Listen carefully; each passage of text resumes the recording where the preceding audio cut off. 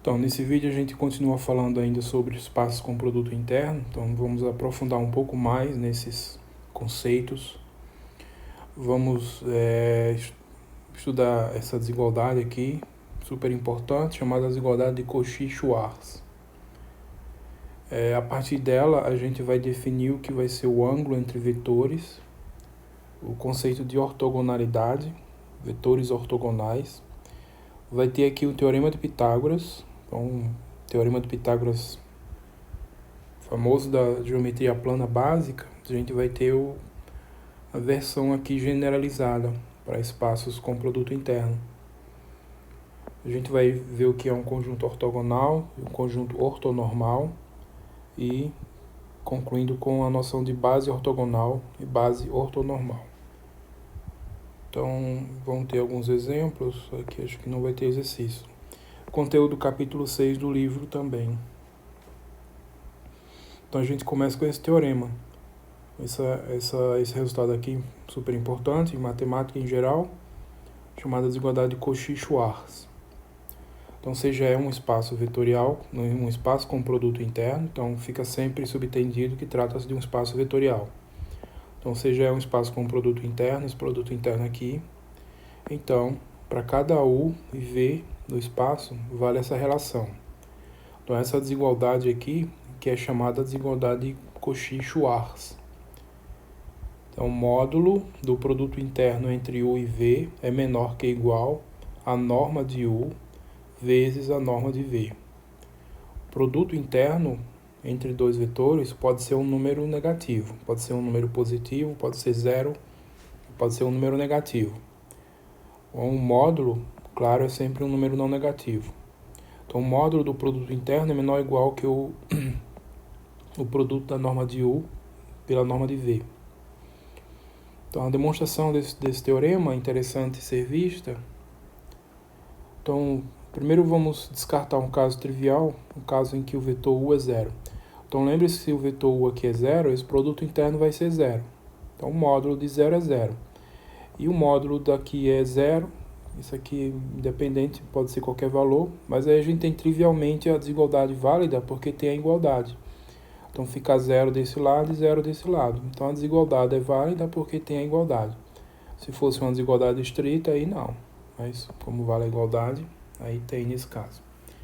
Então no caso em que U é zero, a desigualdade é válida trivialmente. Tá? Então vamos supor que U é diferente de zero. É o caso que é mais interessante. Supor que esse vetor U é diferente de zero. E vamos denotar o seguinte, só para simplificar a notação, a gente vai denotar, vou chamar de U, vou chamar de A norma do vetor U ao quadrado. Então, como U é diferente de zero, a norma de U é positiva. Então, lembre-se do vídeo anterior que a norma de um vetor é zero, somente se o vetor for o vetor nulo, mas eu já estou supondo que ele é diferente de zero. Então, esse número aqui é um número estritamente positivo. Vou chamar de B, esse valor aqui, duas vezes o produto interno vezes U vezes V. Vou chamar de C a norma de V ao quadrado. A norma de V ao quadrado pode ser zero, pode ser positivo. O importante é que A seja estritamente positivo. Então, para cada T real, cada T número real, a gente vai fazer o seguinte. Vou fazer o produto interno de TU mais V por ele mesmo. Então, lembrem-se que o produto interno de um vetor, qualquer que seja o vetor, produto interno de um vetor U por ele mesmo é sempre maior ou igual a zero. Então, foi o que a gente viu na aula passada. É um axioma, inclusive. Então, eu estou usando essa propriedade aqui, o vetor sendo isso aqui tudo. Então, esse produto interno aqui é maior ou igual a zero. E aí, aqui eu vou usar a distributividade, eu não detalhei, então fica como exercício aqui, vocês podem ver como exercício. Vou usar a distributividade, tá? Se eu usar a distributividade, então vai ficar aqui distributividade, não, aditividade. Esse vetor, produto interno com esse todo. Depois, esse vetor, produto interno com esse todo. Aí depois usa a aditividade de novo. Então vai ser usada a aditividade duas vezes. Então quando vocês fizerem isso e usarem também a homogeneidade, então façam como exercício, aqui eu não detalhei para ficar como exercício mesmo. Então, quando vocês fizerem isso, vocês vão ver que vai aparecer o A, que é esse daqui, o B, que é esse aqui, e o C, que é esse daqui. Então, esse produto interno eu vou escrever assim: A vezes T ao quadrado mais B vezes T mais C, ok? Então, para todo T real, essa função quadrática é maior ou igual a zero. Tá? Ou seja, temos que para a função quadrática, A T ao quadrado mais BT mais C é maior ou igual a zero, para todo T real. Tá? Agora, vocês devem lembrar, quando vocês têm uma função quadrática, o que acontece? O gráfico disso aí é uma parábola. Então, vocês têm aqui, no caso, o coeficiente aqui do termo t ao quadrado é o a, que é positivo. Então, o gráfico disso é uma parábola com concavidade voltada para cima, ok? E aí vocês têm três situações. Ou essa parábola corta o eixo x em dois valores distintos, que são as duas raízes. Aí, nesse trecho aqui, a função é negativa. Nos dois valores ela vale zero, e nesse restante aqui a função é positiva. A outra situação é quando a parábola tem apenas só toca o eixo x, né? Quer dizer que a equação do segundo grau aí só tem uma raiz dupla. Então, nesse caso, a função quadrática não tem valores negativos, tem valores positivos, qualquer pedaço aqui, e aqui onde toca o eixo x vale zero, tá? E a outra situação é quando não tem raiz, tá? E aí é tudo positivo. Então, o que a gente tem aqui é exatamente a situação em que ela pode, né, como é maior ou igual a zero, a gente tem essa situação em que pode acontecer isso, ou pode ser que não tem raiz. O que não pode é cortar o eixo para ter valores negativos. Então, porque está sendo dito aqui, ó. Então, essa função quadrática, o discriminante dela, ele é menor ou igual a zero, o discriminante. Ou seja, o discriminante aqui, né, que é quem? B ao quadrado menos 4ac, B ao quadrado menos 4ac, ele é menor que ou igual a zero. Por que menor ou igual a zero? Porque ou não corta o eixo x, quando ele é estritamente menor que zero, não tem uma raiz, ou ele corta o eixo x em apenas um ponto, que é quando é exatamente igual a zero. O caso que ele é positivo é que ele teria duas raízes reais distintas, mas eu não tenho isso, porque essa função é sempre maior ou igual a zero. Então, esse discriminante é menor ou igual a zero sempre. Substituindo aqui, quem é b? B é essa expressão. Então, quando eu elevar ao quadrado, fica isso daqui. Quem é a? A é o u ao quadrado, e quem é c, u ao quadrado. Então, tem essa expressão aqui, e aí, jogando isso aqui para esse lado da desigualdade, e depois simplificando por 4, eu vou ter o produto interno de uv ao quadrado menor ou igual que a norma de u ao quadrado, norma de v ao quadrado. Daí, extraindo a raiz aqui dos dois lados, a raiz desse produto interno é um módulo, tá? É o módulo. Aí, esse aqui, como é positivo, como esse aqui é positivo, a raiz deles é ele mesmo, tá? E aí a gente chega na relação que é chamada desigualdade de Cauchy-Schwarz. Então, essa relação aqui é importante, e veja que é uma demonstração bem básica, matemática elementar, sendo usada aqui para provar uma relação que é bem importante. Então, como corolário, a gente tem o seguinte: para cada u e v, para cada u e v aqui, eu preciso colocar aqui isso aqui, não, u e v diferente de zero.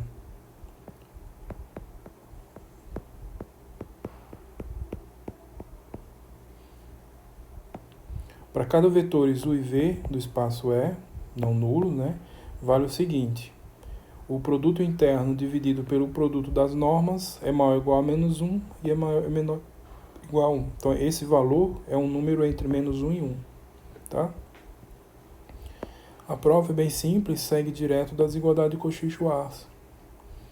Então, eu tenho essa relação, que é a desigualdade de Cauchy-Schwarz, mas isso significa dizer que, como aqui está em módulo, significa dizer que o número que está aqui dentro do módulo, ele é maior ou igual que o valor aqui, com sinal negativo, ou então o valor mesmo com sinal positivo. Então, toda vez que vocês têm um número, toda vez que vocês tiverem um número assim, x em módulo menor ou igual que o número a, isso é equivalente a dizer, o a sendo um número positivo, isso é equivalente a dizer que o x é maior ou igual que menos a e menor ou igual que a, tá?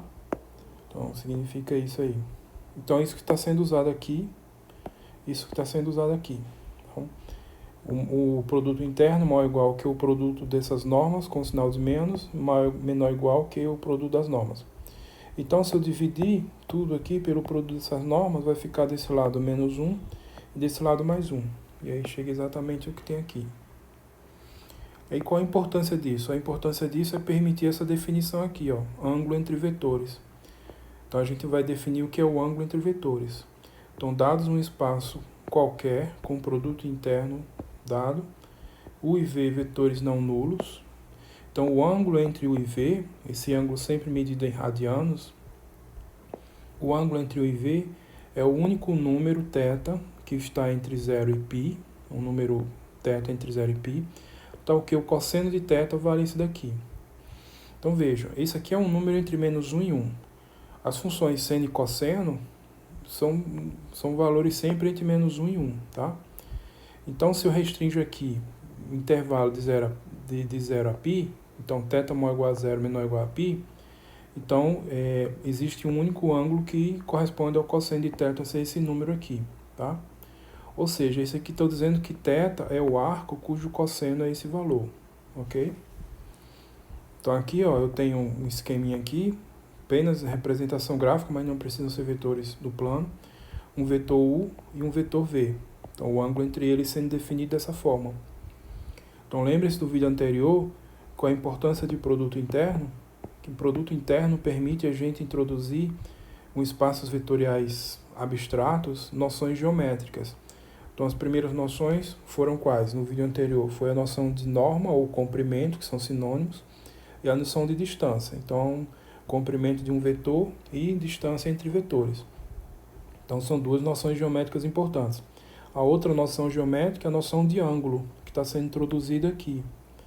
Então essa noção de ângulo está sendo introduzida graças a quem? Graças à desigualdade de Cauchy-Schwarz. Tá? Então, ó, isso aqui é só uma representação, mas os vetores não precisam ser vetores do plano. Podem ser quaisquer tipo de vetores. Então, vetores do Rn, do plano, do espaço tridimensional, vetores, espaço de polinômio, espaço de matriz, espaço de funções e coisas bem mais gerais. Mas todas elas você pode definir a noção de ângulo, desde que você tenha uma noção de produto interno. Tá? Então, para esclarecer melhor essa coisa aqui, então é o único número entre 0 e π, tal que o cosseno vale isso. Então, considere aqui esse gráficozinho, que tem um trecho do gráfico da função cosseno, só com o ângulo aqui entre 0 e π, que é o que eu quero. Então, nesse caso aqui, essa função ela é bijetiva, assim, só olhando aqui, ó, para cada número no intervalo menos 1 e 1, vai ter um valor correspondente que vai ser o cosseno. Então, se eu pego um número aqui, por exemplo, e eu baixo aqui, então esse é o valor do ângulo que vai corresponder ao número que eu peguei aqui, ó, tá? Se eu pegar aqui, por exemplo, e levanto aqui, então esse valor é o valor do ângulo que corresponde ao número que eu peguei aqui. Então, para cada número entre menos 1 e 1, cada número entre menos 1 e 1, existe um ângulo em radianos entre 0 e π, tal que o cosseno desse ângulo é esse valor aqui. E isso aqui é um número entre menos 1 e 1. Então, por definição, esse é o ângulo, tá, entre os vetores. Então, θ é o arco cujo cosseno é esse daqui. Então, se vocês quiserem calcular o ângulo entre dois vetores, tem que fazer o quê? Calcular o produto interno entre eles, a norma de U, a norma de V, fazer essa conta, e aí vai numa calculadora, num computador, numa tabela de funções trigonométricas inversas, aí vocês vão achar o arco cujo cosseno é esse número que você achou, tá? Então, por exemplo, se você faz essa conta e descobre que isso daqui é meio, então esse cosseno aí é o cosseno correspondente, né? Cosseno de 60, eu acho. Então, 60 graus. Π sobre 3, tá? E aí, como a gente já tem essa noção de ângulo, a gente pode falar de vetores ortogonais, vetores ortogonais entre si. Simplesmente uma situação particular. Tá? Então, definição, ortogonalidade. Então, se já é um espaço com produto interno dado, o IV, dois vetores. Então, dizemos que o IV são ortogonais, e a gente denota isso aqui desse jeito. Então, U e V são vetores ortogonais. Eu escrevi U aqui. U e V são ortogonais. Então, eles são ortogonais se o produto interno entre eles é zero. Então, quando eu quero verificar que dois vetores são ortogonais, eu tenho que calcular o produto interno entre eles e verificar que isso é zero. Bom, algumas observações. Primeiro, o vetor nulo ele é ortogonal a qualquer vetor. Então, a gente já viu que o produto interno do vetor nulo por qualquer vetor é sempre o valor zero. Então, o vetor nulo é ortogonal a qualquer vetor, porque o produto interno dele com qualquer vetor vale zero. Agora, no caso em que os dois vetores são diferentes de zero, U é diferente de zero e V é diferente de zero, então o θ, o ângulo entre esses dois vetores, é isso daqui. Θ é o arco cujo cosseno é o produto interno dividido pelo produto das normas. Então, dizer que U e V são ortogonais significa dizer, né, por definição, que o produto interno é zero. Mas isso significa dizer que o cosseno de θ é zero. E isso significa dizer que o θ é π sobre 2. Tá? Porque o único ângulo no intervalo de 0 a π que tem cosseno nulo é o π sobre 2, é esse aqui, ó. O único valor numérico, né, entre 0 e π que tem cosseno igual a π sobre 2, cosseno igual a 0, é o π sobre 2, tá? Então, ó, no caso dos vetores serem nulos, dizer que eles são ortogonais significa dizer que o cosseno do ângulo entre eles é 0, que significa dizer que o ângulo é π sobre 2, tá? Então, significa isso daqui. Mas, de novo, isso aqui é só uma representação gráfica, porque os vetores podem ser qualquer coisa. Então, podem ser vetores no plano, no espaço, no Rn. Podem ser matrizes, aí você vai falar de matrizes ortogonais, tá?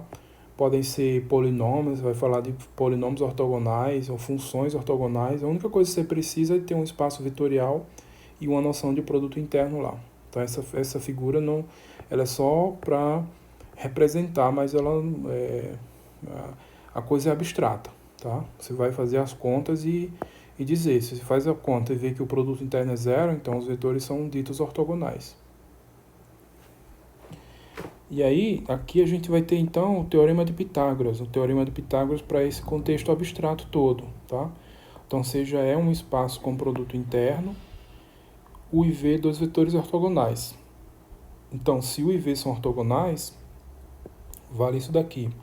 A norma da soma dos vetores ao quadrado é igual a norma de U ao quadrado mais a norma de V ao quadrado. Então, a norma da soma ao quadrado é igual ao quadrado das normas, a soma dos quadrados das normas. Então, o Teorema de Pitágoras geral, abstrato aqui. Então, representando aqui, ó, você tem dois vetores, um vetor U e um vetor V. Eles são ortogonais. Essa diagonal aqui é o vetor soma. Então, aqui no caso aqui é essa hipotenusa. Então, esse aqui é o vetor soma. Então, esse aqui é a representação gráfica dos vetores. Mas, novamente reforçando, esses vetores podem ser coisas bem abstratas que na prática não dá para a gente visualizar.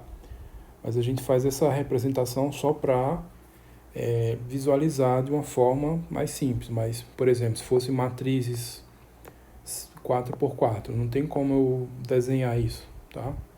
Só dá para desenhar isso aqui no plano mesmo. A norma da soma é o comprimento aqui, que é a hipotenusa. A norma de U é esse comprimento desse cateto. E a norma de V é o comprimento aqui, que é esse outro cateto. Então, estou dizendo que o quadrado da hipotenusa é a soma dos quadrados dos catetos. Então, olhando aqui, desse jeito, você pode ver assim. Mas, de novo, é só uma representação gráfica, tá? Então, a prova, bem interessante, isso é a aplicação direta dos axiomas da definição de produto interno e a definição de norma. São só as definições e as propriedades básicas. Então, por definição, a norma de U mais V ao quadrado é o produto interno de U mais U com ele mesmo. Aí eu escrevo isso, E aí eu vou usar a propriedade, né, do axioma, o axioma que é a propriedade de aditividade. Então, esse aqui eu vou distribuir com esse, então fica U, produto interno de U com U mais V, e depois vou distribuir esse com esse aqui, produto interno de V com U mais V. Agora eu vou fazer a mesma coisa com cada uma dessas parcelas. Então, distribuir U com U, então fica o produto interno de U com U, mais o produto interno de U com V, produto interno de U com V. Então, essas duas parcelas correspondem aqui a essa propriedade. E aqui eu vou fazer a mesma coisa. Produto interno de V com U, produto interno de V com V. Só que como os vetores são ortogonais, que é a hipótese, ó, se U e V são ortogonais, então esse produto interno aqui é zero, esse produto interno aqui também é zero. Então só vai sobrar isso e só vai sobrar isso. Mas isso, por definição, é a norma de U ao quadrado. Isso, por definição, é a norma de V ao quadrado. Então, finalmente chegamos. Norma da soma ao quadrado é a soma das normas, a soma dos quadrados das normas. Então, teorema de Pitágoras. Então, veja que demonstração bastante simples, só os axiomas e propriedades básicas da definição de produto interno e da definição de norma. Não tem nada sofisticado aqui. Mas, reforço, esse teorema aqui, a gente chama de teorema de Pitágoras, mas ele não é só essa figurinha aqui não, tá? É a situação geral. Qualquer tipo de espaço vetorial com qualquer tipo de produto interno que vocês tiverem. Bom, então vou deixar como exercício, toma esse espaço aqui, que eu já falei dele no vídeo anterior, o espaço das funções contínuas, no intervalo fechado de menos π a π. Então, o produto interno, esse produto interno aqui, que é o mesmo do vídeo anterior, esse produto interno. E aí o que eu estou pedindo para vocês provarem é o seguinte, prove que f e g são ortogonais, ou seja, o produto entre f e g vai ser zero, e calcular a norma, né, de f, a norma de v, a norma de g, aqui é g,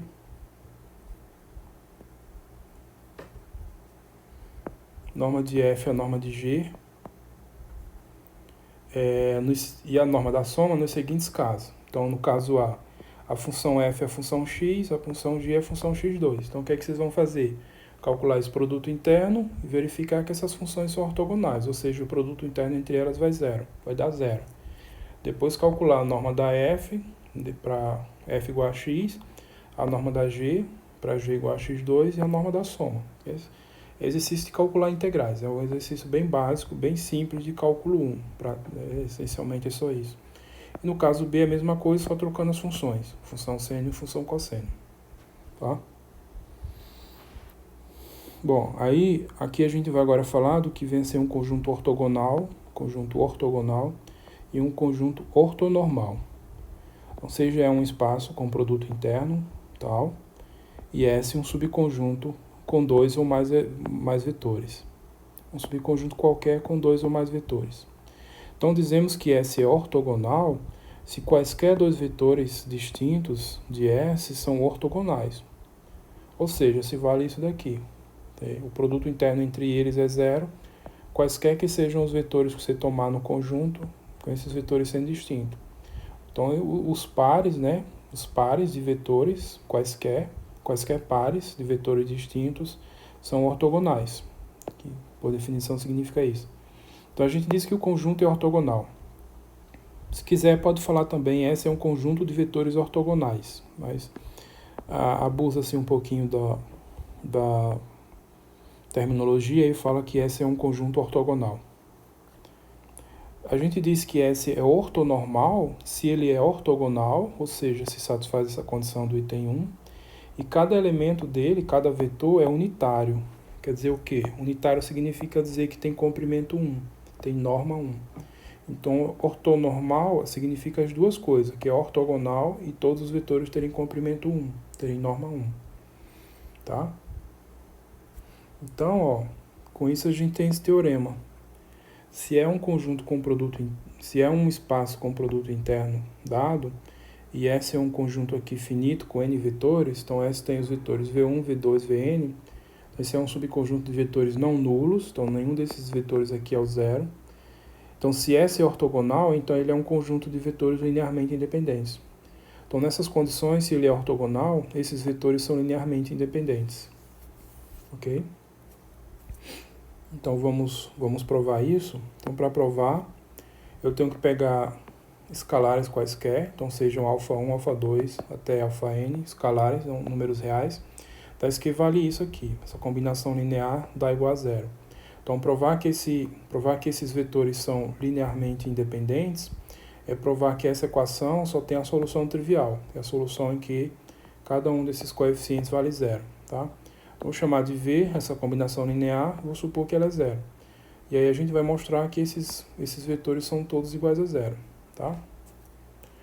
Agora, para isso, eu vou fazer o produto interno desse vetor, que é essa soma aqui, essa combinação linear, com um vetor VI qualquer, para cada I variando de 1 até 2.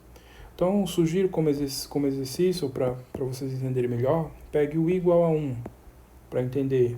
Fixe o valor de I igual a 1. Aqui eu vou fazer com I genérico, mas vocês podem, para entender melhor, pode pegar um valor particular. I igual a 1, I igual a 2, e assim por diante, tá? Então, quando eu fizer o produto interno desse vetor, com um vetor I qualquer, desses que aparecem aqui, por exemplo, V1, a gente vai ter o seguinte, ó, o produto interno dele vai ser o quê? Veja, eu não detalhei aqui também, mas eu vou fazer o produto interno desse vetor aqui com o vetor VI, então, esse produto interno. Aí vou usar as propriedades todas, que é a propriedade de aditividade e homogeneidade, tá? Então, quando eu fizer isso, eu vou quebrar isso aqui em vários pedacinhos. Então, vai ficar o produto interno disso com o VI, o produto interno disso com o VI, até o produto interno disso com o VI, tudo isso somado. Depois usa a homogeneidade para colocar esses coeficientes para fora. Quando eu colocar esses coeficientes para fora, vai ficar uma coisa assim, ó, só variando aqui o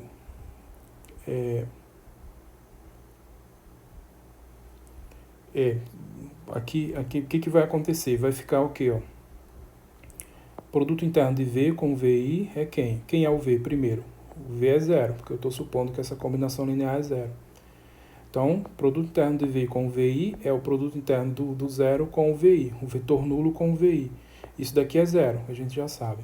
Agora, desse lado é o que eu estava comentando. Desse lado vai ficar só isso. Por quê? Porque quando fizer esses produtos internos com cada uma dessas componentes, quando você tiver o índice I diferente o índice J aqui diferente do I, o produto interno vai dar zero, porque eles são ortogonais. E só vai sobrar esse vetor aqui, ó. Aí só sobra essa parcela. Então, por exemplo, se eu fizer com o VI aí como sendo, por exemplo, o V1, tá? Então, o que vai acontecer? Quando eu fizer o produto interno, só vai sobrar aqui o que tem essa parte aqui, ó. α1, V1, V1. α1, produto interno do V1 com ele mesmo. A parte que tem α2, produto interno V2 com V1, vai desaparecer por quê? Porque V2 e V1 são ortogonais, então o produto entre eles vai dar zero. A terceira parcela aqui, α3, V3, V1, vai dar zero também por quê? Porque V3 e V1 são ortogonais, assim por diante, até chegar αn, Vn, V1. Então Vn, V1 vai ser zero porque eles são ortogonais. Então no final só fica mesmo o V1, α1, V1, V1. Então é isso que eu estou fazendo aqui, só que com um índice genérico, tá? Então, ó, vai ficar αi, produto interno do VI, por ele mesmo. Aqui é o I. Só que esse produto interno aqui é a norma do VI ao quadrado. Então, isso daqui é αi vezes a norma do VI ao quadrado. E isso é zero por quê? Por causa desse daqui, ó. Esse daqui é o valor zero. Então, esse aqui é zero. Agora, por hipótese, o VI é diferente de zero. Por quê? Porque está sendo dito que é um subconjunto de vetores não nulos. Então, nenhum dos vetores que aparecem aqui vale zero. Então, isso aqui é sempre positivo. Então, esse produto aqui é um produto de dois números, sendo que esse é positivo.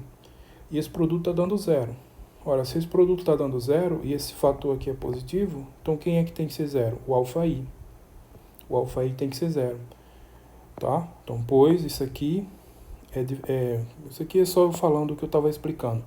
O produto interno de VI com VJ é zero para todo I diferente de J. É isso que eu estava explicando aqui antes. Então, como o VI é diferente de zero, então a gente tem que isso aqui é diferente de zero, logo a gente deve ter αi igual a zero para cada I. Então, o que a gente queria fazer? Ó? A gente montou essa equação, a gente quer provar que os vetores são linearmente independentes. Então, a gente monta essa equação e a gente tem que mostrar que a única solução dela é a solução trivial. Alfa 1 igual a alfa 2 igual a etc, alfa n, tudo igual a zero. E foi exatamente isso que a gente fez aqui, ó. Então, isso significa dizer que os vetores V1, V2, etc, até Vn são linearmente independentes. Tá? Bom, aí aqui a gente vai só particularizar, é isso que a gente está falando de conjunto ortogonal e conjunto ortonormal, para o caso em que o conjunto é uma base do espaço vetorial. Então, a gente vai chamar de base ortogonal e base ortonormal. Então, seja B uma base de um espaço vetorial E com um produto interno tal. Então, dizemos que B é uma base ortogonal se ela é um conjunto ortogonal, ou seja, se o produto interno entre dois vetores dela, quaisquer, é zero para todos os vetores, todos os pares de vetores distintos. É a mesma coisa, eu poderia simplesmente dizer assim, B é uma base ortogonal se é um conjunto ortogonal. É só o caso particular da definição de conjunto ortogonal quando eu pego o conjunto sendo uma base, simplesmente isso.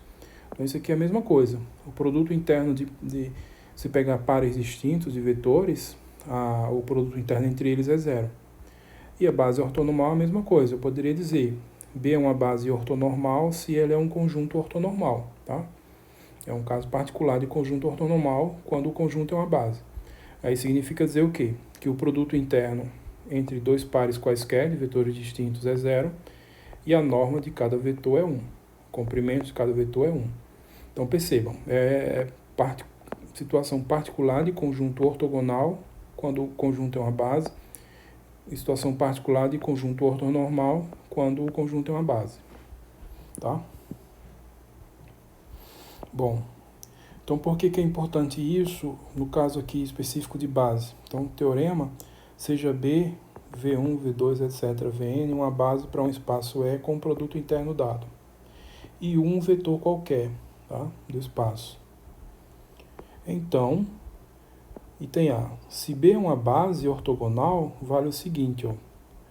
O vetor U ele vai ser escrito como uma combinação linear dos vetores da base, só que os coeficientes da combinação linear eles têm uma forma específica, uma forma bem determinada.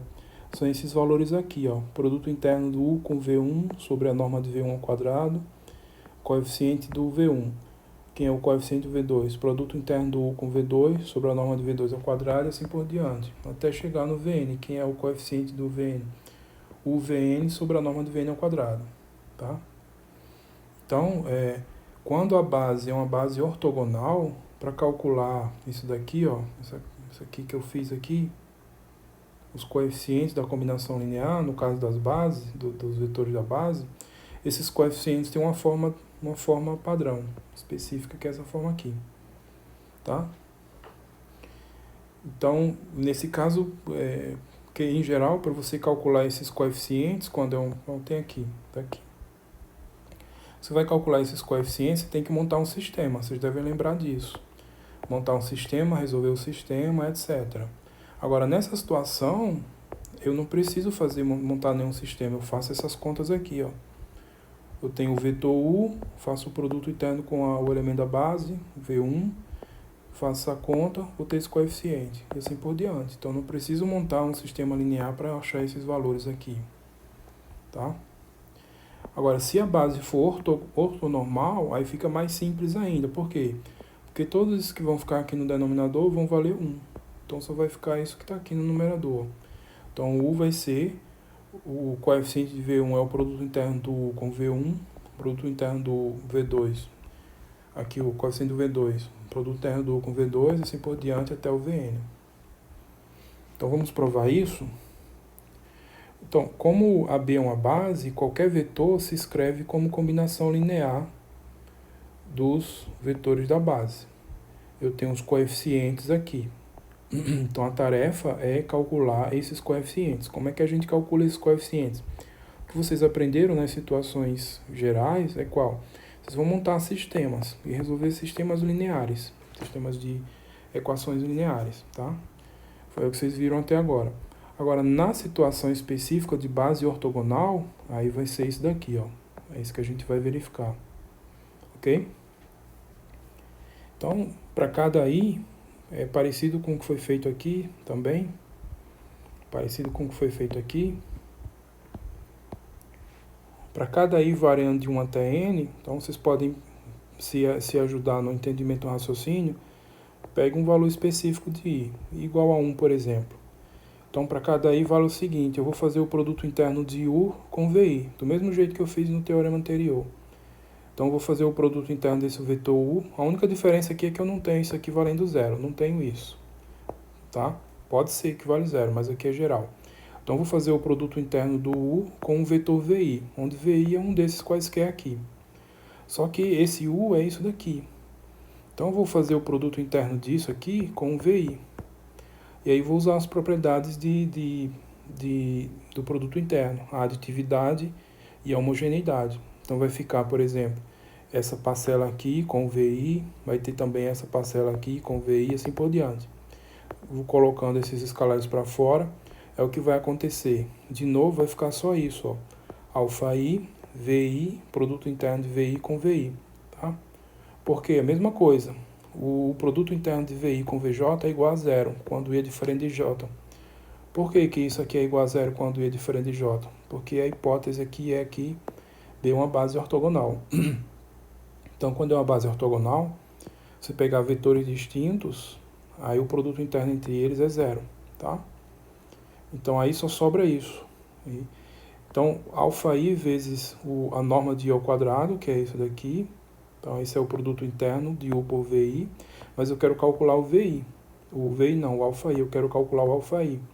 Então, alfa i é quem? É só pegar esse daqui e passar para o outro lado dividindo. Então, alfa i vai ser o produto interno de u com o vi dividido pela norma de vi ao quadrado. Então, é exatamente isso daqui. Por exemplo, isso aqui é fazendo essa conta com o v1. Isso aqui é fazendo essa conta com o v2. E assim por diante, isso aqui é fazendo essa conta com o vn. Então, eu tenho esses valores aqui. Então, calculei esses coeficientes. Então, com o produto interno, não precisei montar sistema linear nenhum. Só fazer essas contas aqui, ó. Tá? Eu acho esses coeficientes. E aí, pronto. Aí segue o resultado.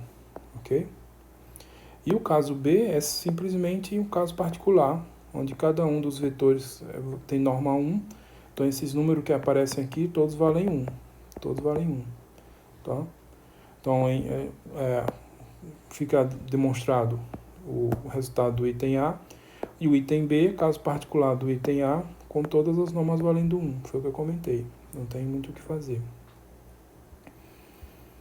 Bom, corolário. Então, sob as hipóteses do teorema anterior, então desse teorema aqui, essas hipóteses aqui, eu tenho uma base de espaço com um produto interno e um vetor qualquer. Então, sob essas hipóteses, a gente tem o quê? O item A. Se B é uma base ortogonal, quem é, essa notação aqui lembra o quê? É o vetor de coordenadas do vetor U, com relação à base B. Então, quem é o vetor de coordenadas do vetor U? É esse vetor aqui, ó, esse vetor aqui, linha transposto. As coordenadas desse vetor são esses aqui. Isso daqui não precisa demonstrar nada, porque é simplesmente outra maneira de escrever isso daqui, ó. O que está sendo dito aqui é exatamente a mesma coisa que está sendo dito aqui. Porque quando a gente faz essa conta, o que a gente achou foi exatamente as coordenadas do vetor U com respeito à base B. Então, o vetor de coordenadas do vetor U com respeito à base B é montado com esses coeficientes aqui. Então, é isso aqui, ó. Então, o vetor de coordenadas do vetor U com respeito à base B é isso aqui, tá? No caso em que B é uma base ortogonal.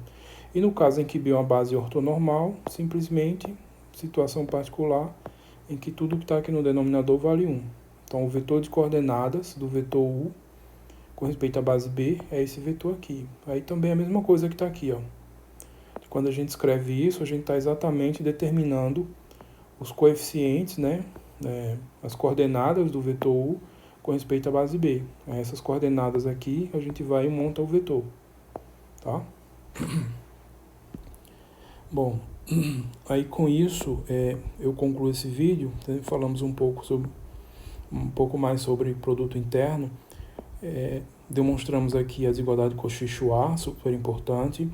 Percebam a demonstração muito elementar, matemática elementar, não foi usado nada sofisticado para provar essa desigualdade, só coisa de função quadrática. Aí isso permitiu a gente definir ângulo entre vetores, então de uma forma abstrata.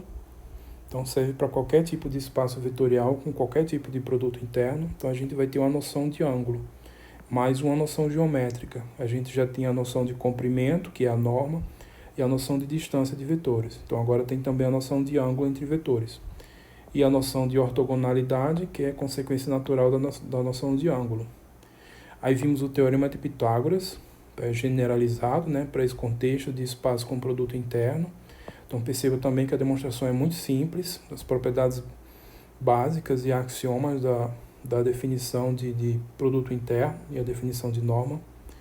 Aí vimos o conceito de conjunto ortogonal e conjunto ortonormal, um destaque para a situação que esse conjunto é uma base. Então, base de espaço vetorial, base ortogonal e base ortonormal. Então, nos exemplos não teve, na verdade. Os exercícios foram as coisas que eu deixei para vocês completarem, tá? O conteúdo do capítulo 6, então no capítulo 6 vocês também vão ter mais exemplos abordando essas coisas todas aqui e exercícios também. Então, complementem aqui com o que está lá no capítulo 6 do livro-texto. Então, no próximo livro a gente vai falar ainda um pouquinho coisas relacionadas ao espaço com produto interno. Tchau e até lá.